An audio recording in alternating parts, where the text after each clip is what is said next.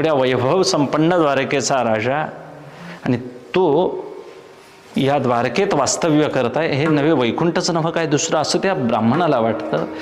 त्याचाच दाखला म्हणजे द्वारका एवढी वैभव संपन्न देवानं वसवलेली ती सगळी सोडून कुठं आला हो? पंढरीत आला. द्वारकेहुनी केले किंवा वैकुंठीहुनी पेने केले पुंडलिकाकारणे म्हणतात. हे सगळं त्याग करून आलाय. जो पुंडलिकासाठी आला, आमच्या तुमच्या करता आला, तो ज्ञानमय कर्ममय सगळे आतापर्यंतचे विग्रह बाजूला टाकून प्रेमासाठी कुठं आलेला आहे.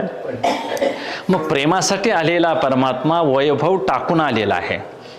आणि ज्यांचं उपास्य दैवत सगळं त्याग करून येतं त्या उपासकांनी कसं असायला पाहिजे? त्यागी असायला पाहिजे का भोगी असायला पाहिजे? आमच्या करता देव रुक्मिणीला बाजूला टाकायला तयार आहे. बरं, रुक्मिणी माता ही कोण आहे हो? सामान्य नाही, शक्ती आहे, ती अर्धशक्ती